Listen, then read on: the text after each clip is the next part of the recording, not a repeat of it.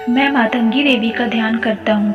वे रत्न में सिंहासन पर बैठकर पढ़ते हुए तोते का मधुर शब्द सुन रही हैं। उनके शरीर वर्ण श्याम है। वे अपना एक पैर कमल पर रखे हुए हैं और मस्तक पर अर्धचंद्र धारण करती हैं तथा कहार पुष्पों की माला धारण किए वीणा बजाती हैं। उनके अंग में कसी हुई चोली शोभा पा रही है। वे लाल रंग की साड़ी पहने हाथ में शंख में पात्र लिए हुए हैं। उनके वदन पर मधु का हल्का हल्का प्रभाव जान पड़ता है और ललाट में बेंदी शोभा दे रही है। ऋषि कहते हैं, तदनंतर शुंभ की आज्ञा पाकर वे चंड मुंड आदि दैत्य चतुरंगिणी सेना के साथ अस्त्र शस्त्रों से सुसज्जित हो चल दिए।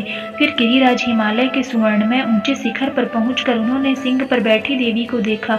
वे मंद मंद मुस्कुरा रही थीं। उन्हें देखकर दैत्य लोग तत्परता से पकड़ने का उद्योग करने लगे। किसी ने धनुष तान लिया, किसी ने तलवार संभाली और कुछ लोग देवी के पास आकर खड़े हो गए।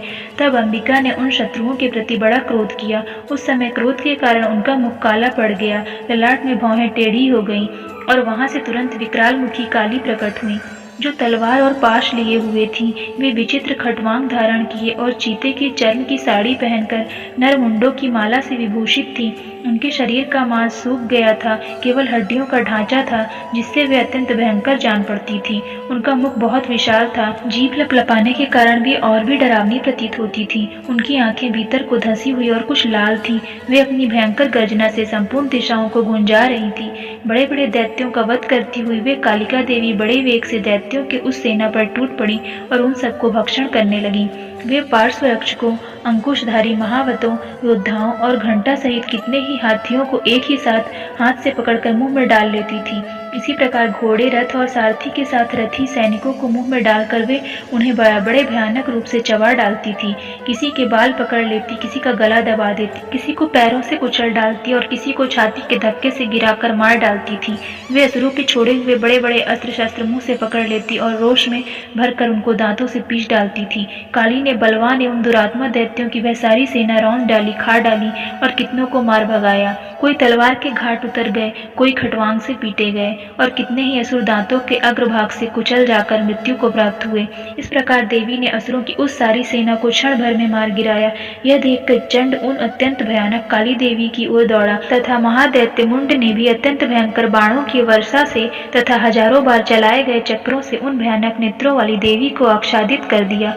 वे अनेकों चक्र देवी के मुख में समाते हुए ऐसे जान पड़े मानो सूर्य के बहुतेरे मंडल बादलों के उदर में प्रवेश कर रहे हों। तब भयंकर गर्जना करने वाली काली ने अत्यंत रोष में भरकर विकट अट्टहास किया। उस समय उनके विकराल वदन के भीतर कठिनता से देखे जा सकने वाले दांतों की प्रभा से वे अत्यंत उज्जवल दिखाई देती थी। देवी ने बहुत बड़ी तलवार हाथों में ले हम का उच्चारण करके चंड पर धावा किया और उसके केश पकड़कर उसी तलवार से उसका मस्तक काट डाला। चंड को मारा गया देखकर मुंड भी देवी की ओर दौड़ा। तब देवी ने रोष में भरकर उसे भी तलवार से घायल कर धरती पर सुला दिया। महापराक्रमी चंड और मुंड को मारा गया देख मरने से बची हुई बाकी सेना भय से व्याकुल हो चारों ओर भाग गई। तदनंतर काली ने चंड और मुंड का मस्तक हाथ में ले चंडिका के पास जाकर प्रचंड अट्टहास करते हुए कहा, देवी, मैंने चंड और मुंड नामक इन दो महापशुओं का तुम्हें भेंट किया है। अब युद्ध में तुम शुंभ और निशुंभ स्वयं ही वध करना।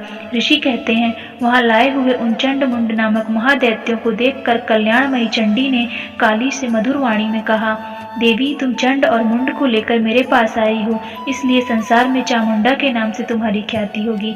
इस प्रकार श्री मार्कंडेय पुराण में सावर्णिक मनवंतर की कथा के अंतर्गत देवी महात्म्य में चंड मुंड वध नामक 7वां अध्याय पूरा हुआ।